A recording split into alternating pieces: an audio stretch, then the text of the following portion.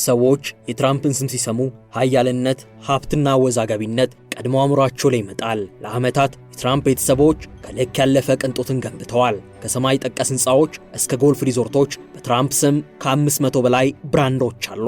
ማንሃተን ካለው በወርቅ ከተሞላ ቤት ታሪክን ከዘመናዊነት ያጣመሩ ቤቶች ትራምፕ ሲነሳ አብረው ስማቸው ይነሳል። የትራምፕ የቢዝነስ መንገድ በአሜሪካ ብቻ የተገደበ ሳይሆን ሌሎች የዓለማችን ክፍሎችንም ማካተቱ አልቀረም። ይሄ የገንዘብ ጉዳይ ብቻ ሳይሆን ብራንዲንግ፣ ተጽዕኖ ፈጣሪነትና ቢዝነስን ያካተተው የትራምፕ ቤተሰብ ሕይወት ነው።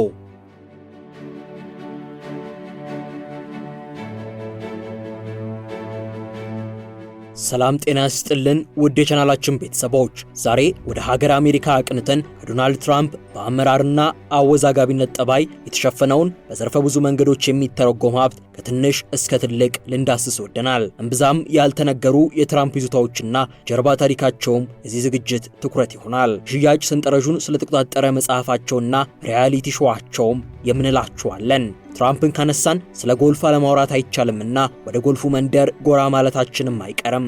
አብራችሁን ትቆዩ ዘንድ የአክብሮት ግብዣችንን እናቀርባለን።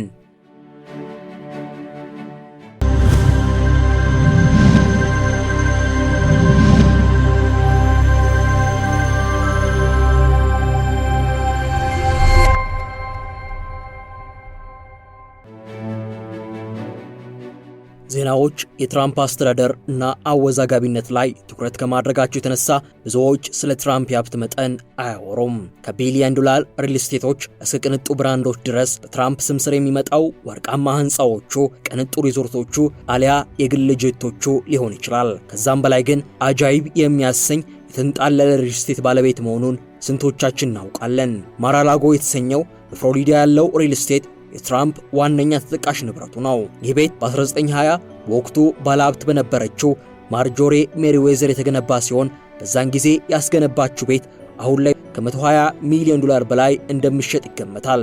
የቤቱ ኪነ ህንፃም በስፔን በቪየትናም እና ፖርቹጋል ጥንታዊ የህንፃ አሰራር ጥበብ የተቃኘ ሆኖ ተገንብቷል። ፕሬዝዳንት ትራምፕ ይህም ቤት ከሁለት አስርት ዓመታት በፊት በ1985 ከ8 እስከ 10 ሚሊዮን ዶላር በሚጠጋ ዋጋ የገዙት ሲሆን ቤቱ ካለው ትልቀትና ታሪክ አንጻር ፕሬዝዳንቱ በጥሩ ዋጋ እንዳገኙት ይነገራል።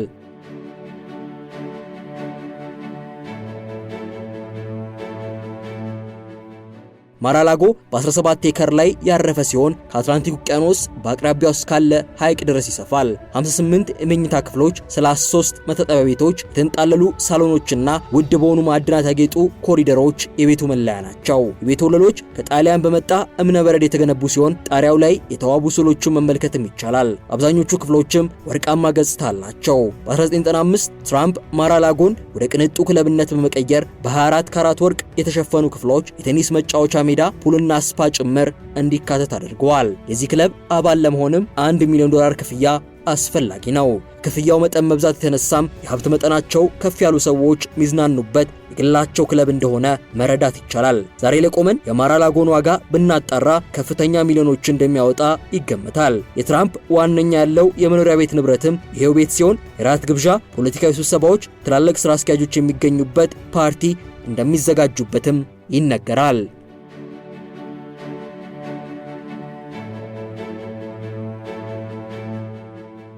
ትራምፕ ሌላኛው የሚጠቀሰው ሀብታቸው ደግሞ ትራምፕ ታወር ሲሆን በዓለማችን ላይ ከሚገኙ እውቅ ህንፃዎች አንዱ ነው።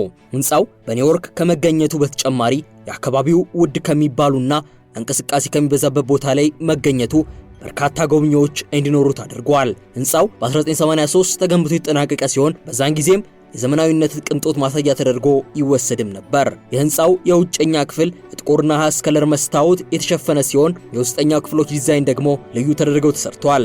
60 ጫማ የሚረዝመው ሰው ሰራሽ ፏፏቴም ለህንፃው ልዩ ግርማን አላብሶታል። ይሄ የህንፃው አካልም በተደጋጋሚ በሰዎች የምስል መቅረጫ ካሜራ ውስጥ በመቅረት ቀዳሚው ነው። በዓመታት ውስጥ ዶናልድ ትራምፕ በዚህ ህንፃ የተለያዩ ሱቆች እንዲኖሩ አድርገዋል። የጌጣጌጥ፣ የፋሽን፣ የሬስቶራንትና ዝነኛው ካፌ ስታርባክስም የህንፃው አካል ናቸው። የላይኞቹ ክፍሎች አፓርትመንት እንዲሆኑ የተደረገ ሲሆን ዓለም አቀፍ የቤት ገዢዎችና ሚሊዮነሮች የግላቸው አድርገውታል።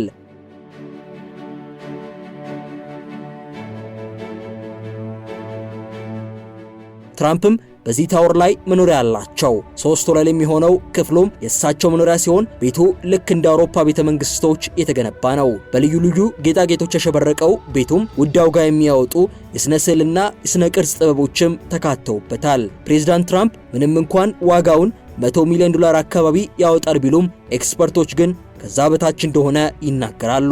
ይህ በእንዲህ እንዳለ በዓለማችን ላይ ከሚገኙ ውድ ቤቶች አንዱ ነው አለማለት ግን አይቻልም። ትራምፕ ፕሬዝዳንት ከመሆናቸው በፊት አዘውትረው የቢዝነስ ስብሰባ የሚያደርጉባቸው የስብሰባ አዳራሾችና ቢሮዎችም የህንፃው የመሃለኛ ወለል አካባቢ ይገኛሉ። ኤፕረንቲስ የተሰኘው ትራምፕን ከቢዝነስ ሰውነት ወደ እውቅ የቴሌቪዥን ግለሰብ የቀየረው ሪያሊቲ ሾውም አብዛኛው ክፍሎች የተቀረጸው በትራምፕ ታወር ነው። ኤፕረንቲስ ለመጀመሪያ ጊዜ በይፋ በ2004 በኤንቢሲ ላይ የታየ ሲሆን በተከታታይ ክፍሎቹ ተወዳጅነትን አግኝቷል። የሪያሊቲ ሾው ይዘትም ወጣት ተስፈኛ ስራ ፈጣሪዎች የቢዝነስ ቻሌንጅ ሰጥቷቸው የሚሳተፉበትና በስተመጨረሻም አሸናፊ ከሆኑ በአንደኛው የትራምፕ ተቋም ውስጥ ከፍተኛ የሥራ ዕድል የሚሸለሙበት ነው።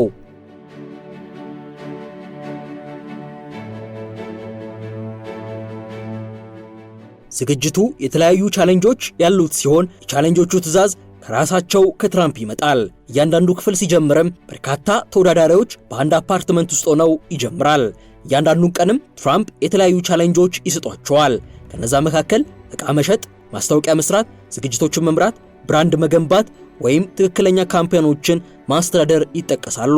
እነዚህ ቻሌንጆችም የምር መሬት ላይ የሚወርዱና አንዳንዴም እንደ ፔፕሲ፣ ፕሮክተር ኤንድ ጋምብል፣ በርገር ኪንግ እና ሌሎች ዕውቅ ብራንዶችን ያካተቱ ናቸው። ተወዳዳሪዎችም በቡድን ሆነው ፈጠራና አመራር ብቃታቸውን ያሳዩበታል።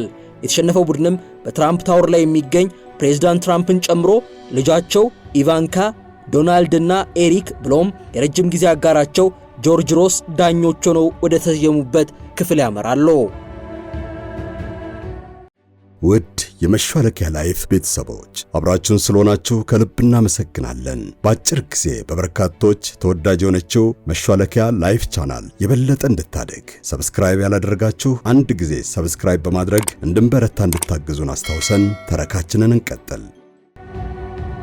ትራምፕም ተሸናፊ ቡድንን ጥያቄ ጠይቀው ረጅም ክርክር ያደርጋሉ። በስተመጨረሻም ለአሁኑ የሶሻል ሚዲያ የሜም ባህል ግብዓት የሆነውን you are fired ተሰናብታችኋል የሚለውን ቃል ሲጠቀሙ መመልከት የተለመደ ነው። ይሄ ሪያሊቲ ሾውም በዓለም አቀፍ ደረጃ ከፍተኛ ስኬታማነት ያገኘ ሲሆን ለ14 ተከታታይ ክፍሎች ታይቷል። አንዴ እንደውም ዘ ሴሌብሪቲ አፕሬንቲስ የተሰኘው ክፍል ላይ ታዋቂ አርቲስቶች፣ ሙዚቀኞች፣ አትሌቶችና ፖለቲከኞችን ያካተተ ነበር። ዓላማውም የበጎ አድራጎት ሥራ ሆኖ ሳለ የተሳተፉት ግለሰቦች አርኖልድ ሽዋዚንገር፣ ሊል ጆን፣ ፒርስ ሞርጋን፣ ጆን ሪቨርስ ያሉ ዕውቅ ሰዎች ናቸው። ይሄ ሪያሊቲ ሾውም ትራምፕን ልዕቀት ወዳድና ቆራጥ ሰው አድርጎ እንደሳላቸው ይገለጻል። ሚሊዮኖችም በወርቃማ ቢሮ ውስጥ ያለ በራስ መተማመኑ ከፍተኛ የሆነና ትልቅ የቢዝነስ ሰው አድርገው እንዲያስቧቸው አድርጓል። በቱሪዝም ረገድም የዚህ ሪያሊቲ ሾው ሚና ቀላል የሚባል አይደለም። የዚህ ሾው ተከታታዮች የተሰራበትን ቦታ ለመመልከት ሲሉም ወደ ትራምፕ ታወር ለጉብኝት ይሄዱም ነበር።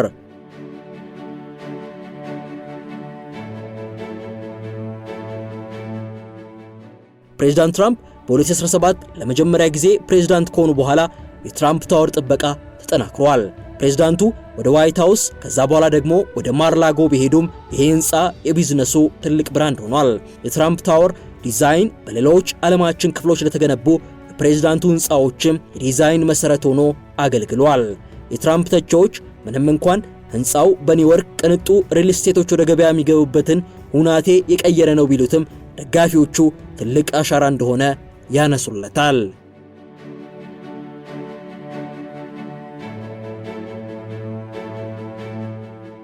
ትራምፕ ስማቸው ሲነሳ አብሮ የሚነሳው ሌላኛው ጉዳይ የጎልፍ ስፖርት እንደሆነ ይታወቃል። በእሳቸው ስርም ደርዘን በላይ የሚቆጠሩ ዓለም አቀፍ ስታንዳርዳቸውን የጠበቁ የጎልፍ ሪዞርቶች በዚያው በዩናይትድ ስቴትስ ኦፍ አሜሪካ፣ በስኮትላንድ፣ በአየርላንድ እና በዱባይም ይገኛሉ። እያንዳንዱ የጎልፍ ሜዳዎች የላቀ ደረጃን ከቅንጦት ጋር አዋደው መያዛቸው ልዩ ያደርጋቸዋል። ይሄ የጎልፍ ሜዳም ባለ 5 ኮከብ ሆቴልን የሚስተካከል አገልግሎቶች የተሟሉበት ነው። ጎልፍ ለመጫወት ብቻ ሳይሆን ባለሀብቶችን፣ ሀያል አመራሮችንና ተጽዕኖ ፈጣሪዎችን ለመሳብም አልሟል። በአሜሪካ ማያሚ ትራምፕ ናሽናል ዶራል እና በስኮትላንድ ትራምፕ ተርንበሪ ያሉት የጎልፍ ሪዞርቶች አባል ለመሆንም ከ10,000 እስከ 100,000 ዶላር ማውጣት ግድ ይላል። አንዳንዶቹ መጫወቻ ቦታዎች ለዓለም አቀፍ ውድድር ቦታነት ተመርጠው የነበሩ ሲሆን ሌሎቹ ደግሞ የተከበሩ እንግዶችን አስተናግደዋል።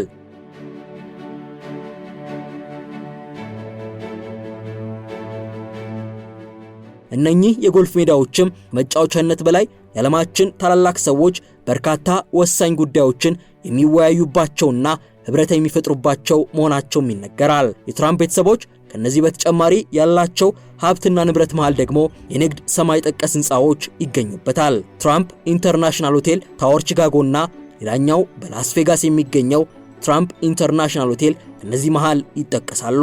የትራምፕ ህንፃዎች በሌሉባቸው የአሜሪካ ከተሞች ራሱ ስማቸው ከፍ ብሎ ይጠራል። ምክንያቱም የምስል መብታቸውን የሚጠቀሙ የትላልቅ ህንፃ ባለቤቶች አሉና። የትራምፕን ምስል በህንፃ ላይ ለማሳየትም በሚሊዮን የሚቆጠር ዶላር ለሳቸው የሚከፍሉ ሲሆን ትራምፕን ምስል መጠቀማቸው ቅንጦትና ከፍ ያለ ደረጃን ማሳያ እንደሚሆን ያምናሉ።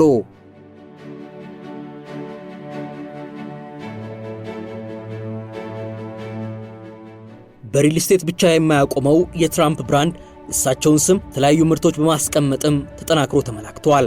ትራምፕ ከረባት፣ ትራምፕ ኮሎኝ፣ ትራምፕ ቮድካ፣ ትራምፕ ዋይን፣ ትራምፕ ሰዓት፣ ትራምፕ ፍራሽ፣ ትራምፕ የቤት ዲኮር፣ ትራምፕ ቸኮሌት ከነዚህ መሃል የሚጠቀሱ ብራንዶች ናቸው። ከዚህ በተጨማሪም The Art of Deal የተሰኘ መጽሐፋቸውም እንደ ቆሎ ከተሸጡ የዓለማችን ትላልቅ የቢዝነስ መጽሐፎች መሃል አንዱ ከመሆኑም በላይ የትራምፕን የቢዝነስ ማንነት ያጎላም ጭምር ነው። ባለቤታቸው ሚሊና ትራምፕ ራሱ ቀዳማዊት እመቤት ከመሆኗ በፊት ወደ ቢዝነስ ዓለም በጌጣጌጥና በቆዳ ቅባት ምርቶች ገብታለች። በመሬት ብቻ ሳይሆን በአየር የሚቀናጡት ዶናልድ ትራምፕ ፎርስ ዋን የተሰኘ ለግላቸው ያሰሩት ቦይንግ 757-200 በ2011 በ100 ሚሊዮን ዶላር ገዝተዋል። ይሄ የግል ጀት ሳይሆን በራሪ ቤት ቢባል ማገነን አይሆንም። እያንዳንዱ ፕሌኑ ውስጥ የሚገኙ ነገሮችም በብዛት በ24 ካራት ወርቅ ያሸበረቁ ናቸው። 200 ሰው እንዲይዝ የተዘጋጀው ፕሌኑ ትራምፕ ቅንጦት ይዞታ ሲባል 43 ሰዎችን አንድ ላቆ እንዲይዝ ተደርጎ ተስተካክሏል። ማስተር ቤድሩም፣ ኪንግ ሳይዝድ ቤድ እና የእንግዳ ክፍሎቹም በቅንጡ ዕቃዎች አሸብርቀዋል። በግል ጄቶች ያልተለመደው 52 ኢንች ፍላት ስክሪን ቲቪ በፕሌን ውስጥ መገኘቱም እንዲሁ ልዩ አድርጎታል። የሮልስ ሮይስ ኢንጂን የተገጠመለት በመሆኑም በረራው ምቾት ያለውና ለረጅም መንገድ የተስማማ ነው። ለትራምፕ ጀት መጓጓዣ ብቻ ሳይሆን የብራንዱ አካልም ጭምርና የስኬት ምልክት ሆኗል።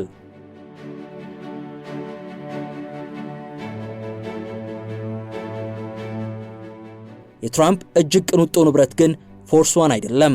ከፎርስ ዋን በላይ ዝነኛ መርከብ ባለቤትም ነበሩ። መርከቧ ናብሊያ ትሰኝ የነበረ ሲሆን ትራምፕ በ1987 በ29 ሚሊዮን ዶላር ከገዟት በኋላ ትራምፕ ፕሪንሰስ በሚል ስሟ ተቀይሯል። ይሄ 86 ሜትር የሚረዝም ተንሳፋፊ ቤተ መንግስት መጀመሪያ የተሰራው ለሳውዲ ሰራዊት አባል አድናን ካሾጊ ሲሆን መቀጠል ትራምፕ የግላቸው አድርገውታል። መርከቡም የ1980 ቅንጦት ማሳያ ሆኖ የምሽት ክበብ፣ ሲኒማ፣ ሳውና፣ ሄሊኮፕተር ማረፊያ ስፍራ፣ 3 ሊፍቶች፣ 2 የምግብ መመገቢያ ክፍሎችና 11 የእንግዳ ማረፊያ ክፍሎችን ይዟል። ከማይታመኑ የመርከቡ ክፍሎች መሃል 294 ሜትር የሚሆነው ጥይት የማይበሳው የስፓ ፑል አንድ ነው። በ1991 ግን ለሳውዲው ልዑል አልዋሊድ ቢን ታላል ሸጠውታል።